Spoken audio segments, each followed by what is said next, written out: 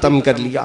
اگر نبی پاک صلی اللہ تعالیٰ علیہ وسلم سے حیا ہوتی تو آدمی ڈر ڈر کر کے جیتا ہے کہ اچانک میری موت آئے گی، قبر میں جاؤں گا تو حضور دیکھیں گے تو کیا کہیں گے، تو میرا غلام ہے اس شکل کے ساتھ آیا۔ تو آدمی کو شرم و حیا اگر باقی رہے اپنے مصطفیٰ سے تو جینے کا یہ انداز نہیں رکھتا۔ خوف خدا اگر دل کے اندر ہے تو اس طرح عیاش نہیں رہتا۔ اس لیے یہ دو چیزیں واپس اپنی زندگی میں لے آؤ۔ جب تم زندگی تبدیل کرو گے تب پھر تمہارا ایک نعرہ بھی بڑا اثر انداز ہوگا۔ باقی یہاں مجموع میں بیٹھ کر کے چیخنے اور چلانے سے کیا ہونا ہے؟ اگر تمہارے یہیں بیٹھ کر کے نعرے لگانے سے ہی سب کچھ ہونا تھا تو کیا بات تھی؟ لیکن عمل کے میدان میں تمہیں تبدیلی لانی ہوگی میرے عزیزوں۔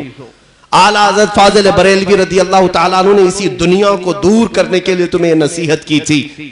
یہ وہ دنیا ہے جس کے تم متوالے ہو گئے ہو۔ آج 4 لوگوں کی دوستی کی وجہ سے تم نے اپنی شناخت بگاڑ لی، حضور کی سنتوں کو پیٹ پیچھے پھینک دیا، اپنی داڑھی کو بار بار چھلا کر گٹر کے حوالے کرتے رہے صرف اس لیے کہ 4 لوگوں میں میری شکل اچھی رہے، امیج اچھی رہے۔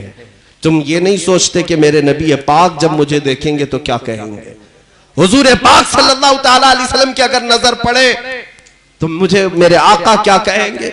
یہ دنیا جو تمہیں دکھ رہی ہے حقیقت نہیں ہے میرے عزیزوں۔ اٹھو اے جوانوں، چھوڑ دو ان تمام عیاشیوں کو، شہد دکھائے زہر پھلائے قاتل ڈائن شوہر کش، اس مردار پہ کیا للچانا دنیا دیکھی بھالی ہے۔ اعلیٰ حضرت فرماتے یہ دنیا شہد دکھاتی ہے زہر پلاتی ہے۔ جتنا یہ ٹی وی چینلز میں سیریلز ہوں یا فلم ہوں، جو کچھ بھی دکھتا ہے یہ صرف تمہیں شہد کی طرح لگتا ہے، حقیقت نہیں۔ یہ تمہارے اخلاق کا قاتل ہے۔ یہ پورا انٹرنیشنل طریقے سے جو مسلمانوں کے اخلاق کو تباہ کرنے کی سازشیں ہیں، تم سمجھتے کیوں نہیں؟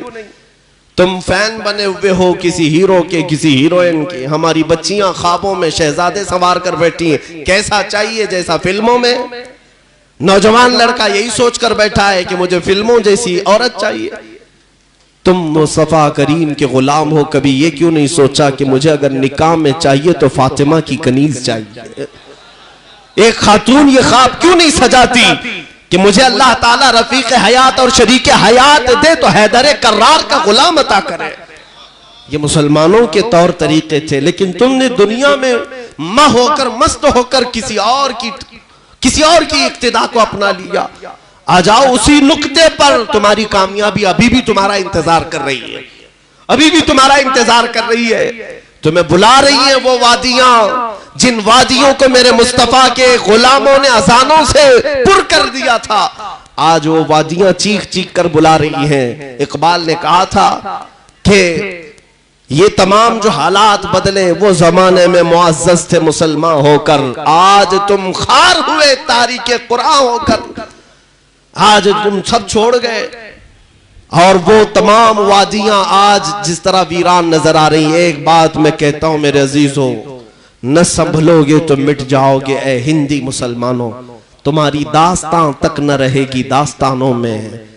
اور پھر بہت خوب یہ کہا ہے شاعر نے، نہیں تیرا نشیمن قصر سلطانی کے گنبد پر، تو شاہین ہے بسیرا کر پہاڑوں کی چٹانوں میں۔ تم جس طرح کی زندگی گزار رہے ہو یہ میرے مصطفیٰ کی دی ہوئی زندگی نہیں ہے۔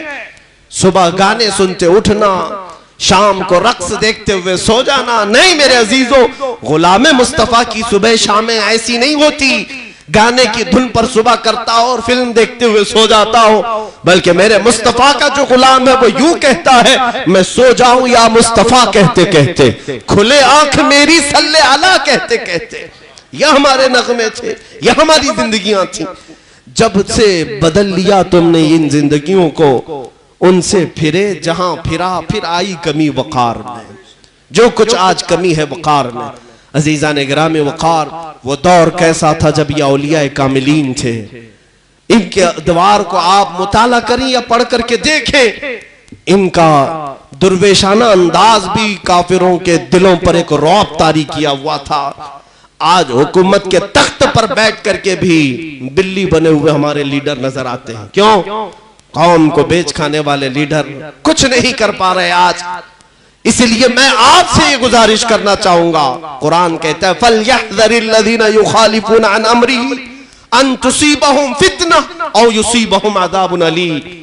اللہ فرماتا ہے لوگوں میرے نبی کے حکم کی مخالفت کرنے سے بچ جاؤ، اگر تم رسول کے خلاف چلتے رہے اللہ فرماتا ہے ان قریب اللہ تمہیں فتنے میں مبتلا کر دے گا یا دردناک عذاب میں گرفتار کرے گا۔ حضور کی مخالفت کرو گے فتنوں میں پڑ جاؤ گے، اور آج اتنے فتنے کہ گن نہیں سکتے۔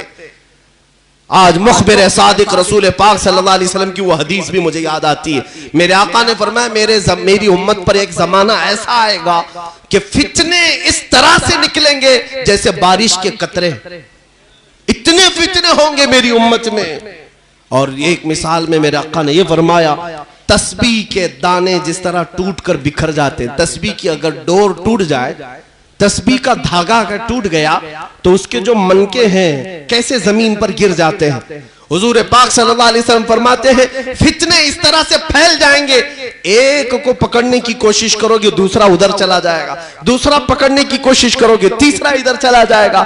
آج فتنوں کا دور ایسا ہی ہے، آپ دیکھ نہیں رہے؟ آج حالات ایسے ہیں کہ گھر جلائے جا رہے ہیں اور تم ابھی اپنے عیش کو ختم نہیں کرنا چاہتے۔ کیا میرے عزیزو یہ فکر کا وقت نہیں ہے؟ کیا یہ سوچ و بچار کا وقت نہیں ہے؟ کیا یہ لڑنے کا وقت ہے؟ آج تمہاری اذانیں داؤ پر لگ گئیں، رسول پاک صلی اللہ علیہ وسلم کی عزت پر مسلسل حملے، بلکہ اللہ رب العزت کی شان میں بھی گالیاں دی جانے لگیں۔ ہندوستان کا مظلوم اگر کوئی طبقہ ہے تو وہ ہم ہیں، سب سے زیادہ ٹارگٹ جس قوم کو کیا جا رہا ہے وہ ہم ہیں۔ آج کسی دوسرے دھرم کو اتنا نہیں چھیڑا جاتا، کرسچن یہاں پر کیا کھا رہے ہیں کیسے جی رہے ہیں کسی کو فرق نہیں پڑتا، لیکن مسلمان کیا کھا رہا ہے کس طرح کھا رہا ہے اس سب کی فکر بڑی ہے۔ کون سا گوشت کھاتا ہے حلال طریقے سے یا جھٹکے سے اس کی فکر ہے۔ دنیا ننگی گھوم رہی ہے اس کی فکر نہیں، لیکن ہماری بچیاں حجاب بھی پہنے تو انہیں تکلیف ہے، حجاب بھی پہنے۔ ارے یہاں تو سکرٹ والے ہاف کپڑے والے ویسے ہی گھوم رہے ہیں، ہم نے کب کس کو انگلی اٹھائی ہے؟ آزاد ملک کے مزے لے رہے ہو لوگ، لیکن ہماری بچیوں کا حجاب بھی اگر گڑتا ہے۔ اذانوں کا مسئلہ ہے، ساری عبادت خانوں میں سب کچھ آوازیں اب تک چلتی رہی، بھجن بھی چلتے رہے، گھنٹیاں بھی بجتی رہی، کرسچنوں کے ہاں بھی گیت گائے جاتے رہے، گردواروں میں سنگیت پڑھی جاتی رہی، لیکن کسی کا ذکر نہیں۔ پورے ہندوستان میں اگر آواز سے کسی کو تکلیف ہے تو اذانوں سے۔ ٹارگٹ ایک ہی قوم تم ہی ہو۔ اسی لیے اعلیٰ حضرت نے جو فرمایا توجہ چاہتا ہوں، آپ نے فرمایا تھا تیری گٹھری تاکی ہے اور تو نے نیند نکالی ہے، تو کہتا ہے میٹھی نیند ہے تیری متھی نرالی ہے۔ یہ کس لیے کہا تھا اعلیٰ حضرت نے؟ تیری گٹھری تاکی ہے، مطلب تمہارے پاس جو ایمان کی دولت ہے یہی سب کو کھٹک رہی ہے، یہی سب کو کھٹک رہی ہے، تیری گٹھری تاکی ہے اور تو سو رہا ہے۔ یہ بڑے تعجب کی بات ہے۔ دوسروں کو چوری کا ڈر نہیں، ان کے پاس ہے کیا؟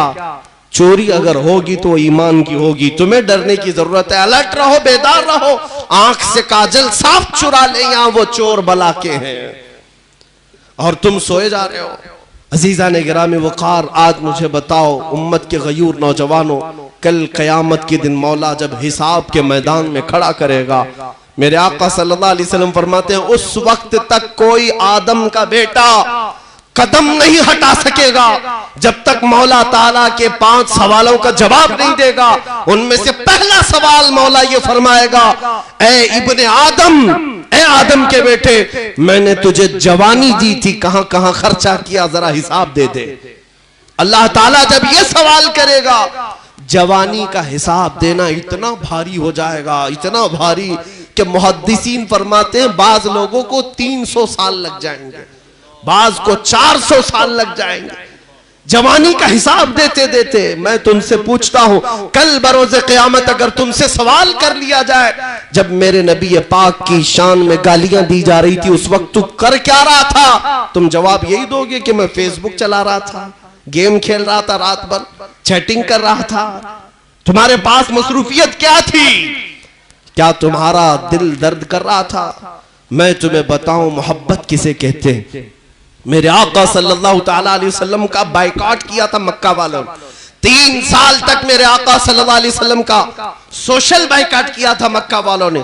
حضور صلی اللہ علیہ وسلم اور ان کے چچا اور ان کے خاندان والے شعب ابی طالب ایک گھاٹی ہے پہاڑوں کے بیچ میں رہ رہے تھے. 3 سال تک کھانا پانی تک بند کر کے رکھا تھا اور ان سے مکہ والے سلام کلام ملنا جلنا رشتہ سب کچھ بند رکھے ہوئے تھے.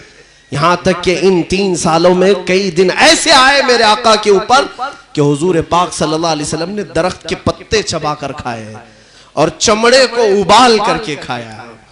چمڑے کو پانی گرم کر کے ابال کر کے کھائے. یہ 3 سال بڑی سختی کے گزرے. لیکن محبت کسے کہتے ہیں میں بتاؤں آپ کو. سعد ابن معاذ مدینے کے ایک صحابی ہیں جو حضور پاک کے ہاتھ پر اسلام لا چکے تھے بہت پہلے ہی مکہ آ کر کے ہی اور مدینے میں رہتے تھے. مدینہ 450 کلومیٹر دور ہے مکہ سے. اس زمانے میں تقریباً 9 دن کا سفر ہو جاتا تھا. جب سعد ابن معاذ کو پتا چلا کہ رسول پاک کا بائیکاٹ کیا ہے مکہ والوں نے, میرے آقا پتے کھا رہے ہیں اور چمڑے کو گرم کر کے کھا رہے ہیں. سعد بن معاذ سردار تھے اپنے قبیلے کے, انصار صحابہ میں سردار تھے, کھجوروں کے باغیچوں کے مالک تھے, بڑے پیسے والے تھے. لیکن مدینے والوں نے دیکھا سعد ابن معاذ روزانہ اٹھتے ہیں اور درخت کے پتے کھاتے ہیں اور چمڑے کو لا کر ابال کر کھاتے ہیں. لوگ کہنے لگے سعد تمہارے اندر فاقہ آ گیا, اتنی غربت آ گئی کہ تمہیں پتے کھانے کی ضرورت پیش آ رہی ہے, چمڑے کھانے کی ضرورت پیش آ رہی ہے. سعد ابن معاذ نے کہا نہیں, میرے پاس مال و دولت کا ذخیرہ ہے, لیکن میں نے سنا میرا مصطفیٰ پتے کھا رہا ہے تو کیسے یہ گوارا کرے کہ میں کھجور کھاؤں. میرا دل نہیں گوارا کرتا کہ میں کھجور کھاؤں یا روٹی کھاؤں. میرے مصطفیٰ کریم صلی اللہ علیہ وسلم کا بائیکاٹ کیا ہے مکہ والوں نے, تو جو نبی پاک صلی اللہ تعالیٰ علیہ وسلم پر انہوں نے کھانا پانی بند کیا تو میں اس وقت تک نہیں کھاؤں گا روٹی جب تک میرے آقا روٹی نہ کھا لے. یہ صحابہ کی محبت تھی. آج نبی کونین صلی اللہ تعالیٰ علیہ وسلم کی محبت رکھنے والوں اتنی تو فکر کر سکتے ہو کہ تمہارے اندر بے چینی آ جائے, بے قراری آ جائے کہ میرے نبی کی عزت اب سلامت نہیں رہی تو میری کون سی عزت سلامت رہنے والی ہے, میرے گھر کی کیا عزت بچنے والی ہے. میں ایک بات ذمہ داری کے ساتھ کہتا ہوں, بات کڑوی ضرور ہوگی, یا علماء یا مشائخ یا سجادے یا آستانے, ایک بات یاد رکھ لینا, جو کچھ بھی تمہارے پاس آج ہے یہ صرف اور صرف یہ خانقاہوں اور دیواروں کی وجہ سے نہیں, یہ میرے مصطفیٰ کی وجہ سے ہے. نبی پاک صلی اللہ علیہ وسلم کی نسبت سے سب کچھ ملا ہے. علماء کو جو عزت ملی ہے, علماء کا آج جو معاش چل رہا ہے وہ سب نبی کے ٹکڑوں پر ہے. خانقاہوں کے جتنے سجادے ہیں وہ جو کچھ بھی کھاتے ہیں وہ میرے مصطفیٰ کا صدقہ کھاتے ہیں.